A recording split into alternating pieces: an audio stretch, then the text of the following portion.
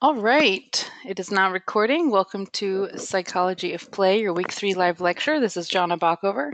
I'm going to put my video on to say a real live hello. Let's see if there we are. Hi guys, I've got a handy dandy microphone here so you can hear me. Welcome, welcome. All right, so I just want to let you know that I am alive and well. I've been volunteering at the Hall of Fame today, the 10th annual. If you get on our Full Sail social media, you'll be able to see all the cool things that are happening. And there's a Full Sail Hall of Fame water bottle. Pretty fun. There's a lot of activity going on there today. Okay, I'm going to let you see my screen now. And let me know if that works. All right, are you able to see the screen okay? Awesome. All right, well, we'll go ahead and get started. It is 4 minutes after 5. Hopefully, those that are wanting to attend have signed in and are on with us. Well, as I mentioned, I am Jonna Backover. Some of you have me as your instructor. Some of you have other instructors. So this is, it's like a team effort here in our department. We take turns doing the live lectures. So some of you may be familiar with me. I've been at Full Sail for 3 years. I just finished my doctorate in psychology 2 months ago. Actually, it'll be 2 months in 2 days. So that is exciting. It was a big endeavor, and I was an online student just like you, so I completely understand. Actually, we never had live lectures when I was an online student getting my doctorate, so it's very lonesome at times. So this is awesome. You guys are here. You're being proactive and using this as a resource to support yourself in your studies and ask. The great thing about being live is you can ask questions. We can talk about it. So feel free to raise your hand.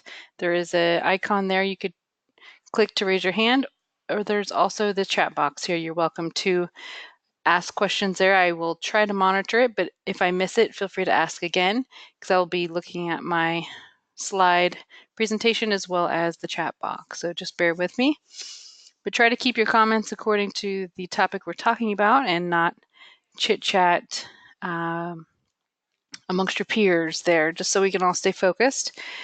Feel free to share your information, as there's other students taking the same class as you, right along the same track, but may not be in your course, in your classroom online. So feel free to share your social media in the chat box, and people can network, or your email, whatever it is you want, how you want to be networking with each other. I always think every opportunity is a great one, and you all are students at the same school at the same time, taking the same class. We all have different degrees, so you can keep that in mind. But yes, so welcome to your week 3. The last week is next week. The live lecture today is at 5 p.m. Eastern Time due to the Hall of Fame, but it will go back to the regular time frame next week at 2 p.m. So that might be why our numbers are a little low today. That may have not been clear if you didn't look at the assignment. All right, so we've got a couple of comments here. So yeah, you're missing out on the Hall of Fame. You can still follow along. There's some online information. The social media will definitely present that to you. You can find the links and look at what is available for you, or at least just I think at the very end of the week, there'll probably be something that will be done live, so that would be cool. Usually they do that. I didn't pay close attention to the full schedule, but it is online. You can check it out. I'm just volunteering today and Thursday, so just looking at the schedule for those 2 days. But it is a very, very busy, very large event, one of our biggest events of the year. So it's hopping on campus. But yeah, you can still get in touch with those that are in your classroom, network and utilize that as a networking tool for sure. Any questions before I jump into this week's topics? We've got a couple of topics we're going to cover today. Any questions about your assignments? I know you've got your weekly plan due today. I encourage all my students to get those in by Monday because it is a weekly plan starting from Monday till the weekend, Saturday and Sunday. So I encourage you to have those ready to go Sunday, submit Monday, and get on track with your schedule. So any questions about anything before I jump in? This is your time.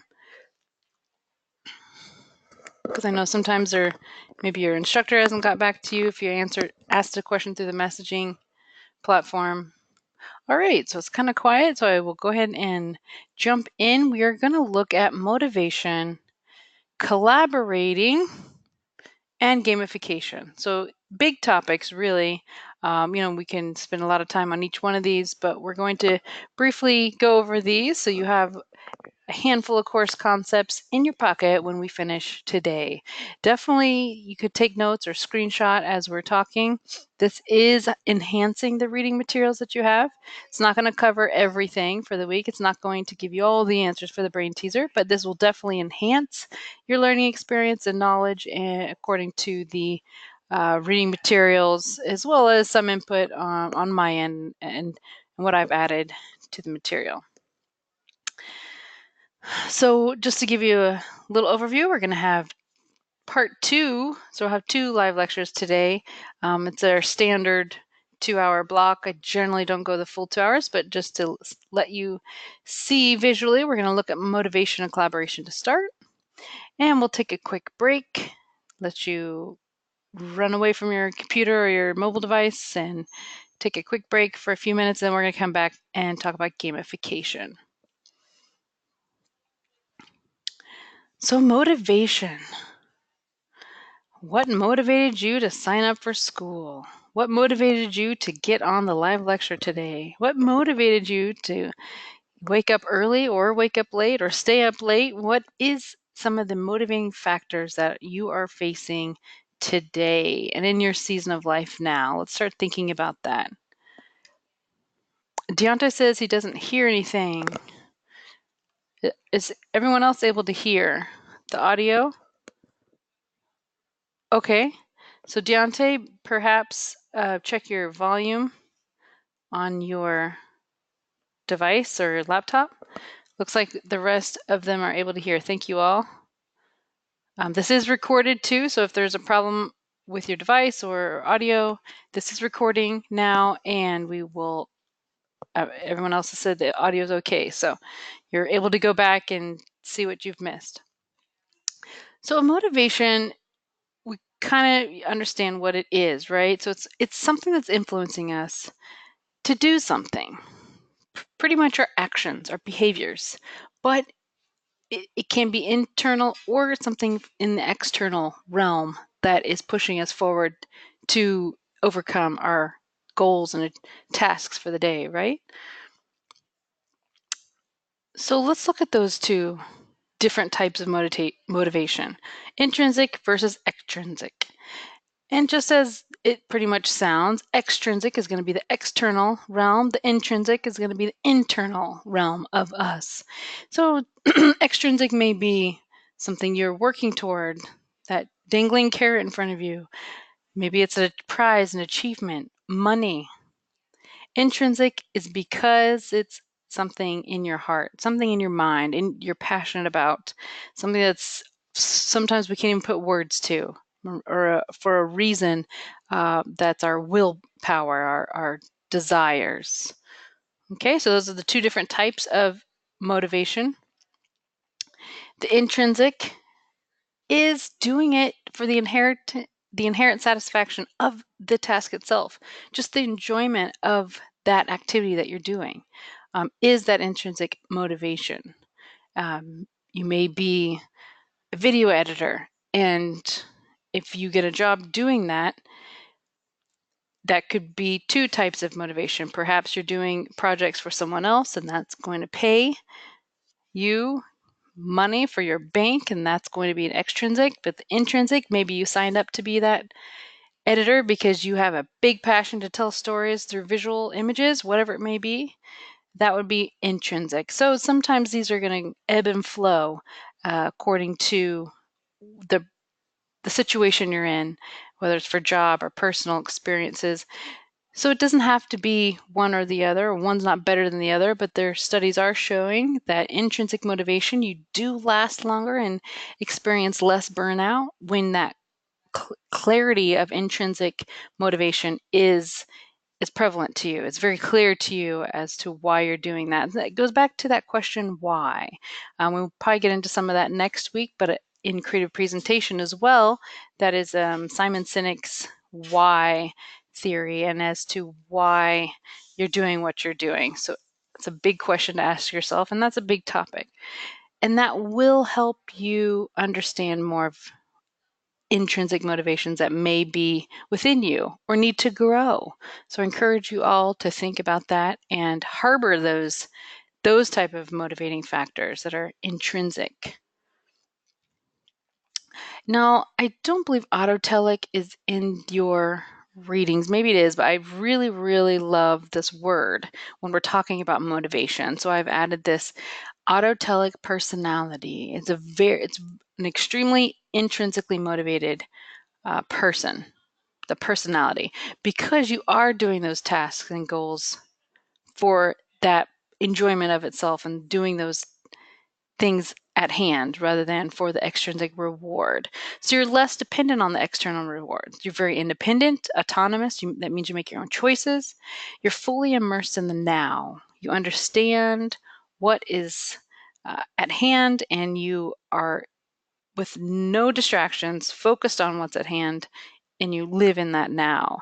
And you don't need a lot of material possessions. You don't need that power, that fame, or that comfort. You're just very content with being an independent, intrinsically motivated to do the thing that you're doing. So what you do is the reward, and that is enough for you.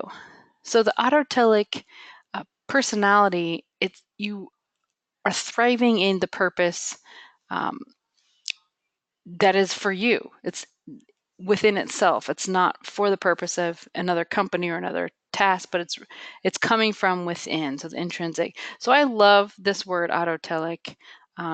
That really reflects the essence of intrinsic motivation and intrinsically motivated people. Paul is mentioning lifelong fascination with both music and business motivates me. Excellent, Paul. It's a good example. Yeah, I want you all to think it's going to be different for everyone. I want you to think about what is motivating you and start to remind yourself. And I know we're at the beginning stages of your academic journey here at Full Sail. So keep these things in mind and in hand. Sometimes the things that you're studying in this class you may not think is super important right now, but when you get to the stressful points that are coming, stress always comes, right? It's how we respond to it.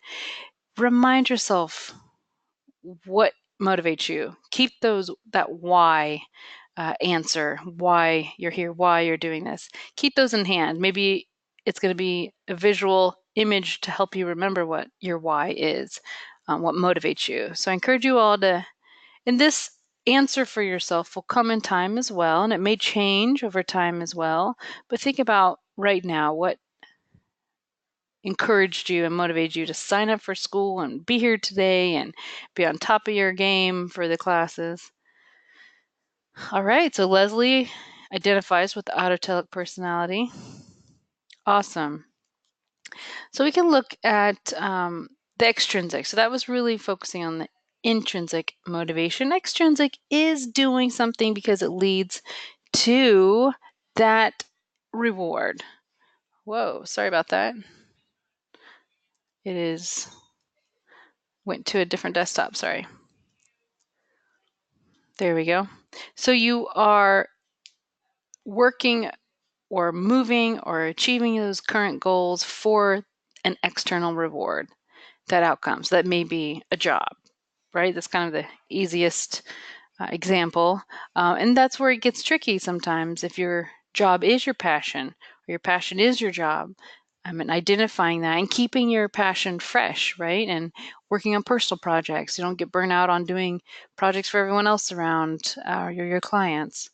But there's again, there's no right or wrong, but the research has shown that intrinsic motivation increases the longevity of your behavioral outcomes, like continuing on without burnout, even though burnout can occur, but realizing your why and keeping that intrinsic motivation fresh for yourself. Here's a theory for you that's from your reading, self-determination theory. It's what drives humans because we seek a cause greater than ourselves, by Pink in 2009. So reframing the story around what motivates us from the inside out, we're able to identify 3 conditions. So we're looking at autonomy, competence, and relatedness. These elements, he's saying, are needed for motivation. So let's take a look at some of that. Autonomy, as I mentioned in the autotelic personality, which is derived from, is looking from yourself. You are able to make those choices. Autonomy happens at different stages of life. Even a little 2-year-old starting to realize he can run around on his own, right? And then we get into the teenage years, they start wanting to identify themselves apart from their parents. And then within the adult, and of course, this is really general statements, but that's some of the essence of autonomy, to be self-directed, to make your own choices, not just, working for a boss and doing exactly what he says all the time. But so this theory is saying we need part of this. Even if you're at a job, having some of that freedom to make your own decisions is beneficial for employees and for yourself in your career and industry that you are choosing to go in. And competence, he's saying we need competence as a human, just to get better at something for the simple sake of doing that. And it's a desire that's innate in humans. So having autonomy, competence, and relatedness, connecting with others. We have that drive as a human, to connect and to be a part of a team or a project or working together. Just maybe it's even in communication. And I've heard some even like game designers say, "Oh, I don't need to talk to people. I'm just going to do my work on the computer." Well, you have to think of who's your clientele. Are if you want to be successful, you have to either sell it or have work with another company to make your project, correct? So there's always a need for relatedness, to be in connection with someone, any direction, whether it's clients or peers or within our industry, business. There's always a need for that. So think about what motivates you to action. What makes you get stirred up? Any thoughts on that? We've got a couple of you. Well, there's some of us may think that within companies, that rewards, big bonuses may have further employee accomplishments. Well, in reality, it's not really true, as we're looking at the secret to motivation, and we've just mentioned some of the autonomy, competence, and relatedness. But we're also going to look at autonomy, mastery, and purpose, which is similar, but these are some other elements that are in your reading. Leslie she likes the idea of doing, or he or she, I'm not sure, that could be either name, enjoy what you're doing for a living and providing for your family and not struggling. Good. So you want to be able to be at peace. All right, she's female. Thank you for clarifying. The way you spelled it is unique. I like it. So, and Paul's mentioning relating others' feelings to mine, seeing people happy. All right, so you've got a concern for others. So let's look at some of these in a little more in depth.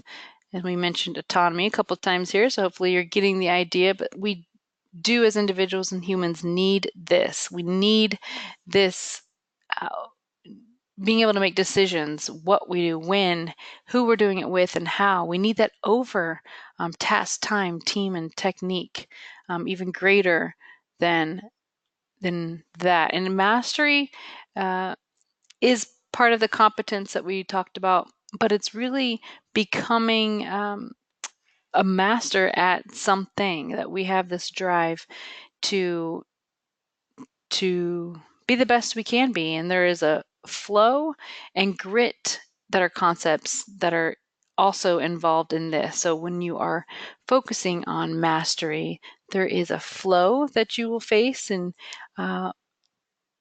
which you have learned is um, just experiencing that flow within your work and no distractions. Maybe it's 2 a.m. and you're working on a song, and um, you've just gotten into your flow. And grit is, when you fall, you get back up and you go forward again. There's a lot of effort and deliberate practice. So you make time for it. You rearrange your schedule. Maybe you're rearranging relationships, people in your life, personal or professional, to maintain that grit, to get into your flow, to focus and pursue that mastery. So this theory is talking about things that are needed within motivation. So autonomy, mastery, and purpose. And this, again, also flows, this is all kind of interwebbed and linked together, these concepts we're talking about. And I mentioned, Simon Sinek's theory of why. A lot of people know what they do, but why they do it is something that not everyone within a company understands. So understanding that for yourself, individually, as you are beginning your academic journey and going into the industry with, your eyes are thinking of the future, really understand your why and the purpose.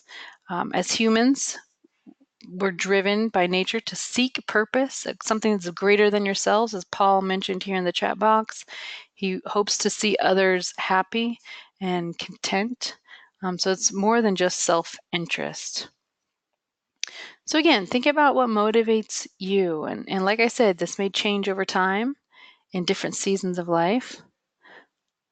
And when things come to you, maybe have a note and in your phone, or in a notebook that you actually write in, or maybe you're a photographer and images help remind you what your why is and your purpose and what motivates you.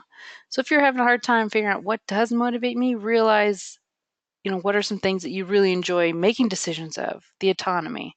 What is it you want to get better at, the competence and the mastery, and really understanding the purpose and the why. And think about those things and ask yourself some of those questions, and that may help really clarify some of that for you. Here's a few more questions that may help stir some ideas for you. Understanding your purpose, what motivates you, and what ignites your passions, what gets you excited. And it's a great question to ask others as well when you are within that relatedness and want to network, and maybe it's for professional reasons or your clients, or just to further your own self in the industry. It's a great question to ask. What is it you're excited about right now? What excites you right now in life and your and that one question may lead to a job offer, or another connection for a project you want support in, or help with, or collab with, right? So these are some great questions as well to ask others. If you want to write in the chat box what ignites your passion, feel free to do so. Eugene says, checking things off my bucket list is a motivator. Okay, so at one point in time, Eugene sat down and wrote a list, or has a list in mind of things they want to accomplish in their lifetime.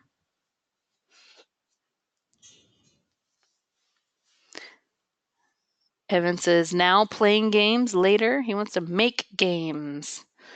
All right, now maybe, Evan, you needed to figure out what does it look like from now to later? When will that transition point be? What is the bridge from now to later, from when you're going to play games to make games? I see playing games as a part of research to understanding how to make games.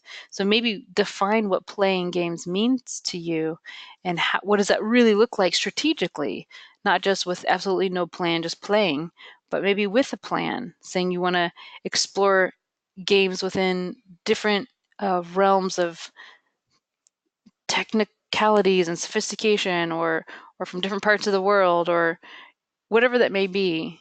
Maybe have a little more strategy behind playing games and then making games. Paul wants to create and help others to see their potential. Leslie also says now playing music and later making, editing, and composing music.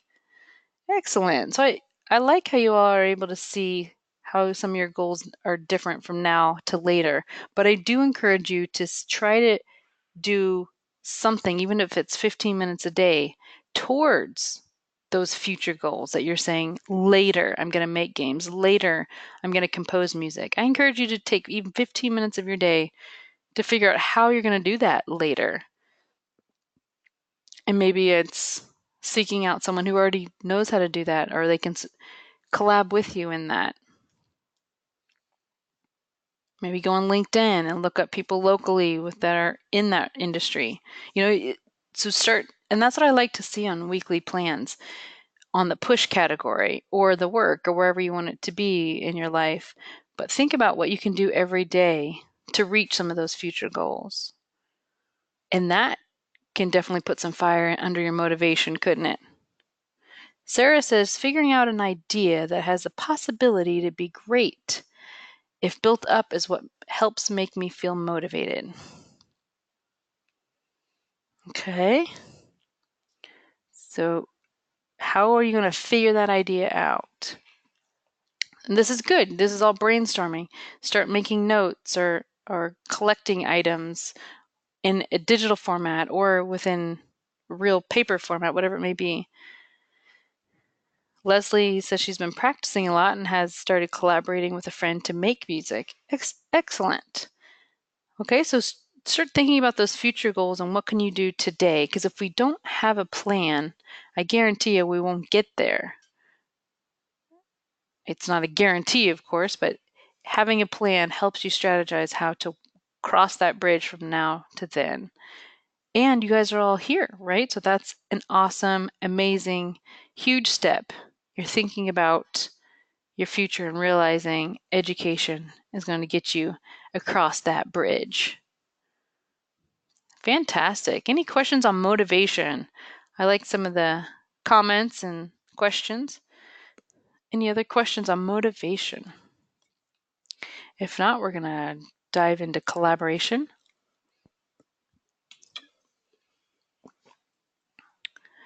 So as we talked about motivation, and we even mentioned a couple of collabing ideas, and Leslie just mentioned she's collaborating with a friend to make music, so that's a great transition into our next course concept of collaboration. Now, if you were here on Full Sail Campus and I was teaching this class in a room with desks and chairs, and you got your laptops and you're sitting next to someone, you see them visually, we do a lot of collabing. So that's why I encourage you all to do as much as you can, especially in those discussion posts. You are communicating with each other, but realizing how much and how important collaboration is. And the image that immediately comes to my mind is, have you ever taken two matches that are lit and you put them together? What happens? The flame naturally grows. It produces more within that instant when they come together. And that's what I think of when great minds come together, creative minds come together, more can be produced. So why are we wanting to understand some of this? Understanding team dynamics as well. Again, as I mentioned, even if you're a game designer, you have to figure out who's going to play your game. Maybe do a little research on the clientele or the audience and who may buy it. Are you selling it directly to them or a company? So there's always going to be a team involved in something that you're creating. or working on together. And so that's why we want to look at collaboration. Again, it's a big part of Full Sail. We believe in working together and managing conflicts because we are different people and we have different backgrounds and different ideas, different perceptions. So conflict isn't always bad, but knowing how to manage it and continuing that group flow. Because when there's a conflict, there's can be two choices, right? The team falls apart or you grow and move forward with greater speed and strength and vision together. So increasing that group flow is sometimes I think about movies and all that goes behind just even a simple movie, right? Or even if you're a YouTuber and you're creating something, all that goes behind with other people, that flow that occurs is outstanding to create that one film, I think. So that's why we want to look at it. It's for creating better productivity and product, right? Uh, so, what really is a team and why is teamwork so important? You can increase your productivity and money. You could increase financial gain, right? So, it's not one person that makes box office movie that creates a lot of financial gain. It's a big team behind it. You can have greater creativity and innovation. You can bounce ideas off of each other. And you can reduce turnover rate and absenteeism when that group flow is happening, so less employees quitting or not showing up for work. So when you involve everyone, it can increase that connectiveness. So within teams, we are going to have conflict, as I mentioned. There's going to have variance of opinions, right? There's going to be conflict is disagreements. You may have different ideas. There's clash. You may argue. It may be incompatible, and this is okay. This is all okay because it's an opportunity for growth. But there's different ways that people respond to conflicts, and that is these 5 areas. These elements of conflict or ways to respond to conflict. So maybe just offhand you realize quickly, oh yeah, I avoid. Don't even want to go to near that conflict. I just turn around and pretend it's not there. Or maybe you confront, or compromise. Okay, you want to. You do your way, I'll do my way. We'll try to come together or accommodate. So let's look at or collaborate, and that's the one we're hoping for of collaboration. And there's a couple of animals to help accentuate this idea. So avoiding, the turtle just goes back in his shell and says, see you later world. Compromising, the fox. Confronting, the shark, just very bold and strong. Collaborating is the wise old owl. And that is the area. Of course, there may be different situations, of course, especially if it's personal conflict or professional, you're going to respond in different ways.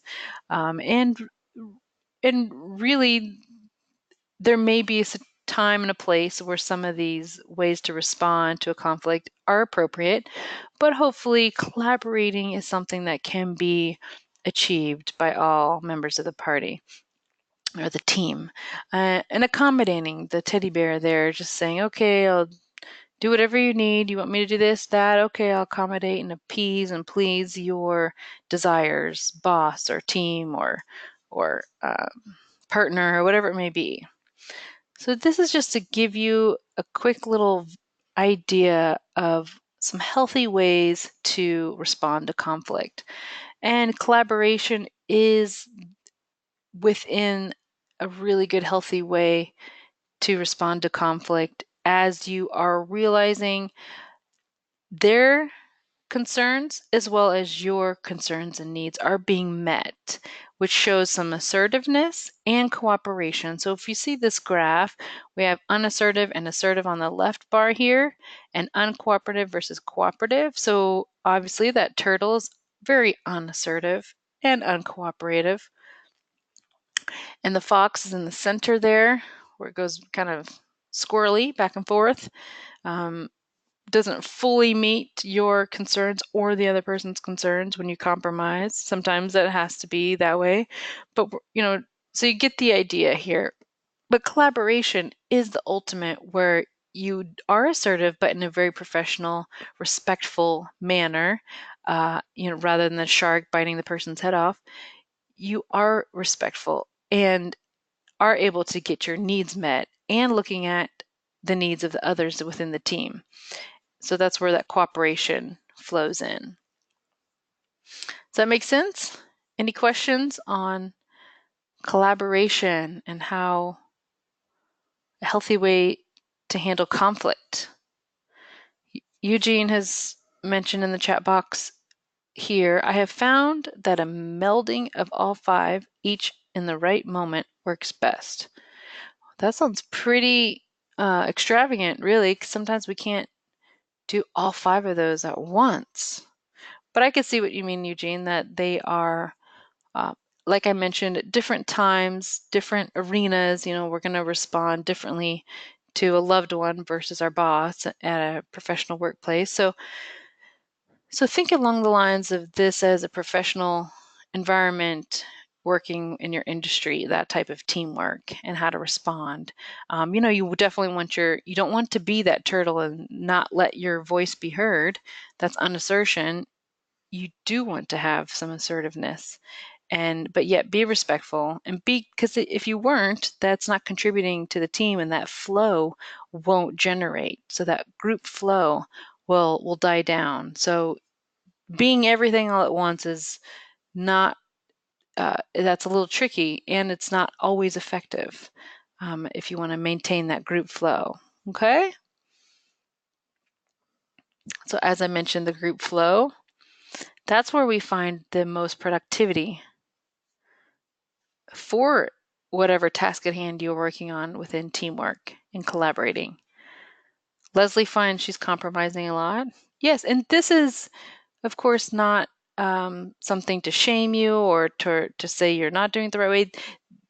Today, I'm helping you realize some healthy ways to respond to conflict and just to be aware of how you are now and where you'd like to be, and maybe some strength in some areas that you're weak in. So I love that Leslie's being honest with herself, realizing she may compromise a lot. And sometimes that's okay in certain situations, but if it's maybe there's a song you want to produce and get on Apple iTunes, you may not just be able to compromise all the time. You got to speak up and get your voice heard in not just because you have needs that need to be met, but because you want to have a part in that branding of your song, so it's important to be assertive, but in, as I mentioned, a respectful way, and also be mindful of the other people within the team. If you're making a song, collaborating, realize where they're coming from and don't just shoot them down if you don't like their idea and just say no, because that stops that group flow. It doesn't allow it to keep going. If you say, okay, so they may say, oh, let's put a pink elephant here in this moment in song or video, and you're like, no, that's not the way I want to go, rather than say, no way, you can say, okay, how about a green elephant? How about we change it to a pink giraffe or whatever it may be, you see? So that keeps the flow going. It doesn't shoot down their ideas, but it encourages them to continue on with their ideas together. And you'll eventually arrive at a point that you would like to be within the productivity of the task and the project. Yes, Gabriel mentioned it's a joint effort. Yes, and that's what we hope to achieve when you're in a team. So a couple of keys in the group flow. And I mentioned a couple of times a conflict, realizing there's needs on all parties within the team. So a lot of times the conflict is an unmet need. It's just someone doesn't have their needs met. So pulling that out, asking questions, maybe trying to find out what their needs are, and you sharing what your needs are within that time. Uh, so communication is huge to keep that flow going. And you go ahead and process individual needs. Maybe start from scratch and say, okay, what is it you think this group needs to be, or what is this that we're collaborating on? What is it you're hoping to achieve? So having that communication, keep it going. And that's, if you're a turtle, that's not going to keep the communication going, right?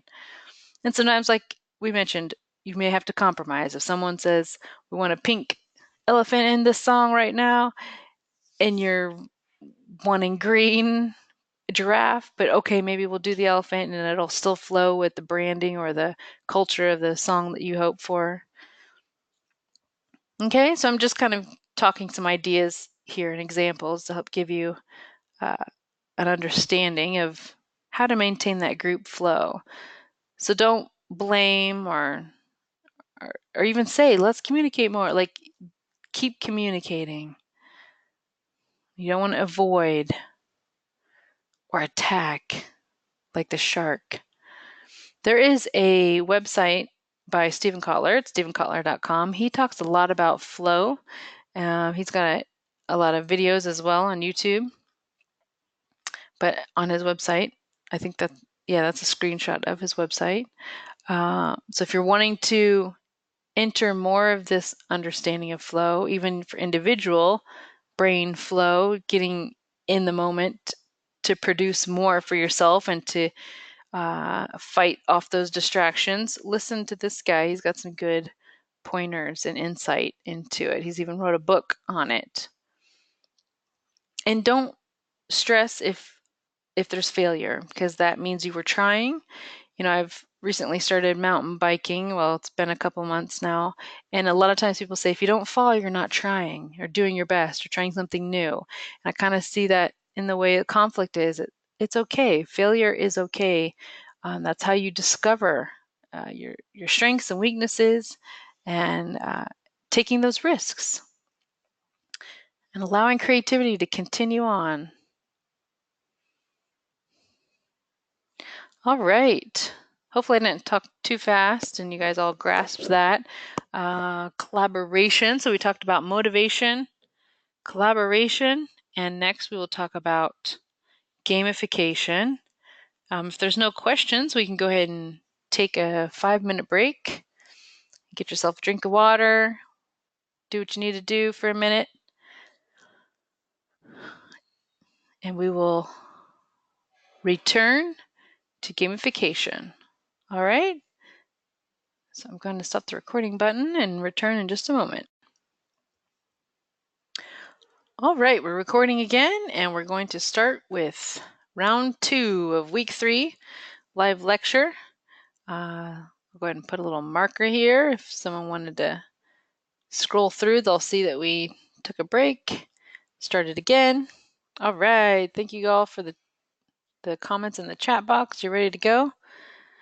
So we talked about motivation, intrinsic and extrinsic, and collaboration within teamworks, how to get that team group flow going, as well as learning healthy ways to respond to conflict. And really, conflict is an unmet need within one or more people in the group, or even within a relationship. It's an unmet need. So be sure to communicate and dissolve some of those conflicts. All right, so let's look at gamification, which some of you probably thought maybe before you even looked at what psychology of play was, maybe you thought the whole course was going to be about games, psychology of play, which this is a big essence of the course, but it is just one concept. As you see, we have many, but it is a big part of the essence of this class. I kind of see it as gamifying anything at hand that you want to receive more participation in. So whatever it may be you're wanting to accomplish, gamifying tasks that may not be normally games, but to make them games, to increase productivity maybe in the workplace or with an advertisement and marketing, to grasp ideas or attentions from the audience that you're hoping to captivate, right? So the goal is to make the activity more fun and engaging, whatever it may be, but applying the elements of games to other areas of activities such as workplace productivity, advertising, and marketing. So that's the essence of gamification. So elements of games, what is that? We're going to look at some of the elements, but the benefits of gamification, uh, as we mentioned, boost productivity. You want it to be fun, and the game is the reward. So not really, gamification isn't really for the rewards, like maybe points, or which that is one of the elements, but it's not really for the reward in and of itself. You want it to be the game that is the reward. So that's what you want people to do, is to increase their participation in something for the productivity. So it's effortless, right? So it's open to all ages or aptitudes of whatever it may be that you are working on, to engage the whole brain. And the rewards lead to motivation and mastery, maybe increasing other people's, just inspiring them, and having them become more motivated at something that you'd like them to do. Encourages participation, stimulates and challenges, and allows people to make mistakes. It's not something that they have to stick to, uh, and and be afraid that of failure. This is more of a casual feel when you gamify something. Encourages a sense of play and creative thinking. Okay, so that's some ideas. And again, this can be at a workplace, or for marketing, in businesses, and even in school, and in your personal life. So try to think of how you can create gamification even in your own personal life. Maybe tell yourself you can go out for ice cream with friends if you get your homework done. Give yourself small little rewards, or even play basketball with dirty laundry. If you're trying to get kids to put the laundry in the dirty basket, make a hoop above it and say you are get a point every time you put it in each article of clothing, right? So even gamifying household chores. Um, here's we got a couple of slides here on the mechanics and the elements of games. And again, you've probably seen this on a lot of actual video games, and other areas of life, or even uh, we know, like Walgreens or CVS, they have, if you have if you signed up with them, you get discounts. Ooh, sorry that my shoe hit the frame of the metal table here. So we've got leaderboards, badges, leveling up, competition, points, challenges, virtual currency. Uh, a lot of retail places are using. I actually don't hardly know of any place that doesn't have some sort of uh, deal. Maybe it's if you spend a certain amount, you get a certain amount for free, or a coupon. Or I know we have a new Lucky's in my neighborhood in Orlando here, and you spend $100, you get a $5 coupon every time you scan the code on your app when you're checking out, and the dollars count. And if you hit $100, you get $5. So even, grocery stores, those are game mechanics that they're using to increase participation. And, of course, I'm always remembering to open my app at Lucky's when I'm shopping, because I want the extra free $5 because I spend too much money there. Right? So it could be incorporating a lot of different elements, even scavenger hunts or contests and social media activities as well. I've even seen a young girl that was raising money for a missions trip, and it was like this spreadsheet board, and she's like, adopt a box or something. I forget the terms, but pretty much it was kind of a little bit of a gamification of clicking on a box of the currency amount that you would like to donate to her, and that was able, filled out if she had people to click on all the boxes, and that means she succeeded her goal as to how much money she needed for her trip. And I just thought that was a pretty clever way to just kind of lay it out, where you can see some was $5, some was $500, but the way she laid it out, it was like adopt a box kind of idea. And that was pretty clever. And of course, we see GoFundMe campaigns in all different ways that are a little more interactive. But again, this could be, think really, really, really wide outside the box. This could be to help, the world or individuals or a group of people raise money. Like, really, it's endless, the game mechanics that can be applied and are applied in our day and age that we're in. So we're just kind of going through looking at some of the elements here, kind of the breakdown of game mechanics. So points, of course, you're going to be able to track that and feedback, just like the Lucky's app that I use, even though it's dollars, they kind of say $100.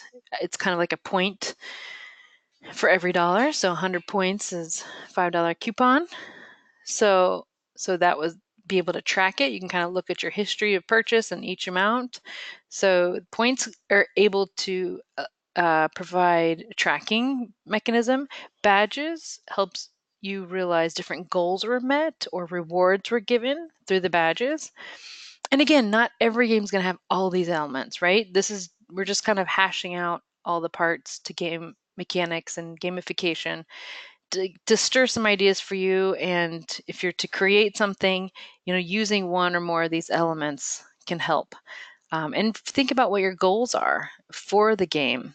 And if you even need tracking or feedback, then you probably don't need points if you don't need that. But if you're wanting to see badges and rewards, you may use, little icons or images to determine if a person's met the certain goal. Okay, so again, these are all going to have different points to them. We're not trying to not use that word. Different goals. Well, I guess every word I'm saying is kind of mimicking that, but I'm saying like, so anything you want to achieve within that gamification that you're creating, think about what it is and how it is you would like to apply the game mechanics. Leaderboards, it definitely shows competition, right? If you see everyone's activity. Does anyone use Strava? It's a kind of a cycling and running app where it really shows a lot of information. You could even follow, famous triathletes or cyclists on Strava. It's an app, Strava. And if they have like a Garmin watch or a heart monitor, you can see their speed, their elevation, their heart rate, all within their maybe marathon they completed. But yet, and then also if they have clubs within Strava, and you join a club, you can see the leaderboard, who has the most mileage for that week. And again, these are all ways to increase participation. So it makes people want to have better productivity or achievement. Okay, so I'm just going to flash it up there if you want some more information. But for sake of time, we kind of get the idea of each element and how they are contributing to your game mechanics and gamification. So why is this effective?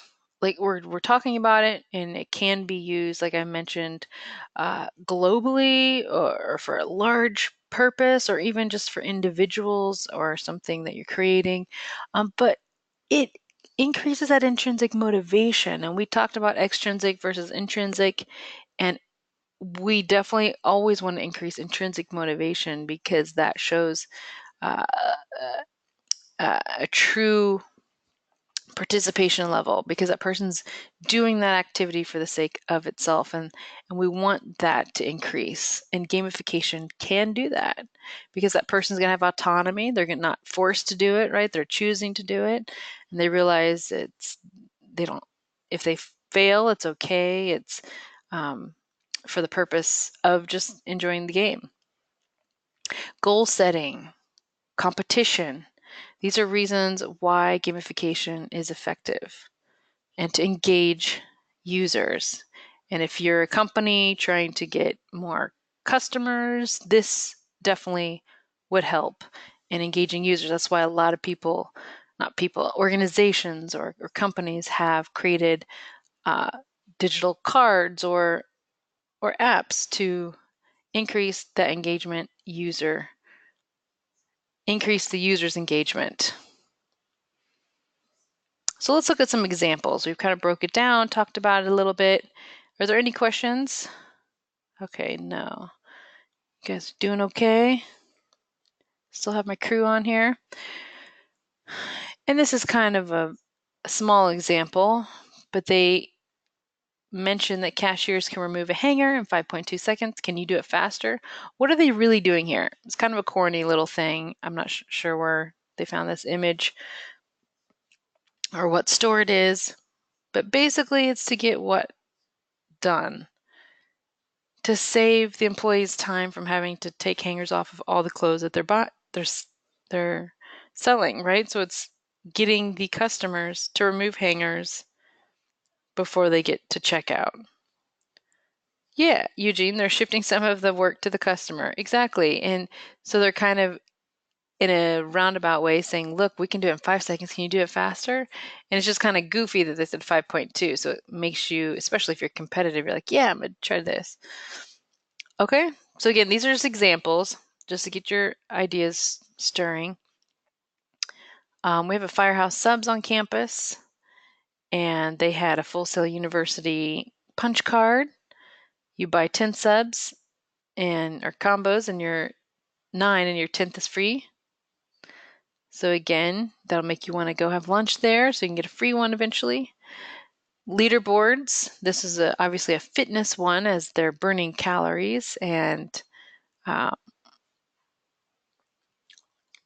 and their global rank according to whatever app that may be or game that it is. Okay. And this video the link is provided in the uh, live lecture document where you find the link, the archive link. We have a list of links that we used during our lecture time. So I have this video provided there for you, or you can just probably Google this or search it in YouTube. But piano stairs, this was actually research done, and it showed that without the piano stairs, that more people were taking the escalator, but with the piano stairs, more people were actually using the stairs because they were more engaging and fun. And again, this is a great example of gamification, right? They're not forcing you to take the stairs. There's an escalator option. They are letting you choose how to make the music because so they put sound boards. Of course, I don't know how exactly they did it, but they put sound within each step so you can run up and down and make a song. But they did the research showed that it increased, physical movement, people taking the stairs more, if it was more fun and engaging. So this is a great example of gamification and helping people um, maybe lose weight or just be more active simply by taking, the long way down or up to the subway.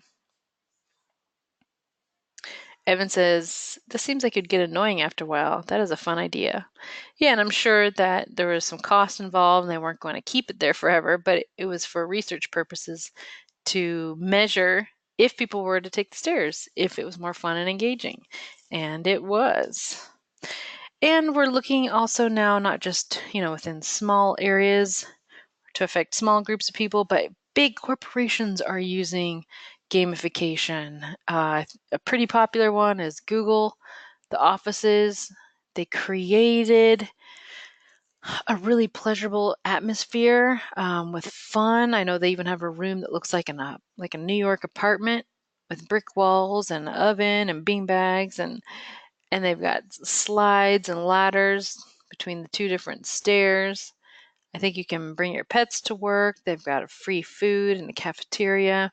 So, of course, those are great perks, but it's making the traditional workplace lose those boundaries and increase gamification mindset to encourage their employees to be creative and of course comfortable, and it increases their participation at their work. And that's their main goal. So just having that good environment. Zappos is a shoe company. They're also looking for people to fit into the culture within the company to make sure that they are a good fit for the company and they just really want employee happiness. They have rave parties and fosters feeling of community. Pixar is another company that really incorporates that gamification mindset. They want innovative leaders, not just say, okay, this is what's been done, this is what needs to continue to be done, we're creating these movies, blah, blah, blah. No, they're wanting more innovation, greater ideas, people that think outside the box. So those are the type of people that companies are looking for. So how can you make your daily activities more fun? Think about that. Is there any ideas that are coming to you? And again, with your weekly plans, as this is a psychology of play class, and research shows incorporating more play and time for yourself to be refreshed, rejuvenated, and motivated. Make sure you're adding those elements into your play category on your weekly plan. A lot of times I'll see some weekly plans come through, and I know those type of play activities wouldn't inspire me, so it's not the same for everyone. You need to look at what would inspire you, and then writing video games down every day of the week is not what we're looking for either. We're wanting you to explore new ways of play. That's what the essence of play is. Einstein said it's a form of research.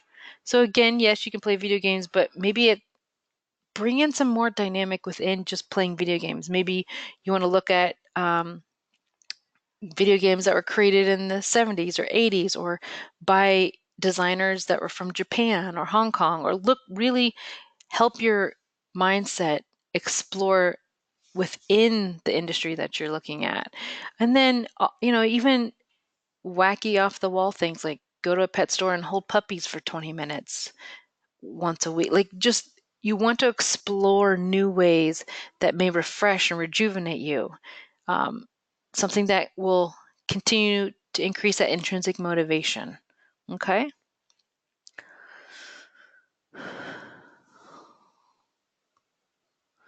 So Leslie's talking about a chore list to gamify it, especially if you have kids. This is always a great way to incorporate it at home.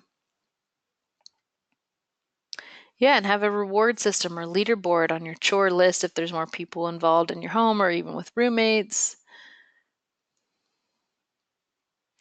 Eugene says if he goes to a store and holds puppies, he'll end up with too many puppies at home. Or maybe go to a friend's house that the puppies already have a home and play with them. Or, so you see what I'm saying? I mean, I have had some really cool designer friends out of New York, and that's what they do. They get inspired and refreshed by doing off the wall activities, not doing the same thing over and over, like playing video games, if that's what you feel that is your play.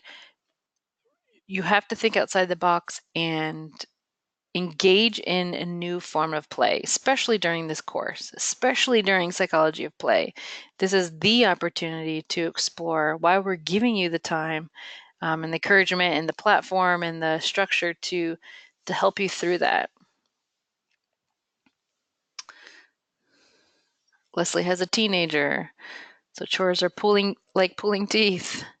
Yeah, so helping them, and in teaching your children to um, incorporate that type of lifestyle, and really behavior patterns, and realizing that they can have fun too with trying to get some serious stuff done, or maybe rewarded at the end of the week or month by how much they did work. There was an aqua challenge at Full Sail here amongst the faculty members, and every department gave themselves a name. Ours was psychological waterfare, and we all wrote down amount of ounces every day of water we consumed, and then the winners received some pretty cool stuff, fitness minded items. But yeah, so even you know things that you never even thought of, just trying to gamify that. So this was in July, so a hot month last year. They wanted to increase water intake and help you become more mindful of water intake and how important it is to hydrate. So they did this fun little thing. I forget how many days or if it was a full month, but yeah, so that was definitely stood out, and I won't ever forget that experience of just being mindful of consuming water and seeing a leaderboard. You can see all the different departments and who was winning. So yeah, so that will conclude our gamification. Hopefully that put into perspective for you some of the readings that you've done or will do for your week this week. And as I mentioned at the beginning, you've got your weekly plan due tonight before midnight, and your initial discussion post due in just 48 hours on Thursday. So go ahead and get started on that. We definitely provided you with a handful of course concepts. So if there's 2 or 3 that stood out to you, write them down now. You can go back through this video, which I will generate and upload this evening. You can watch and view the course concepts and the definitions if that helps you. Otherwise, the reading material will also have that. Okay, how's everything else going? I'm going to go ahead and hit the record button for the sake of the video, but I'll stay on here and answer any questions you may have. So thank you all for being here. I do appreciate it, and all the best to you. You have 1.5 weeks left of Psychology of Play at Full Sail.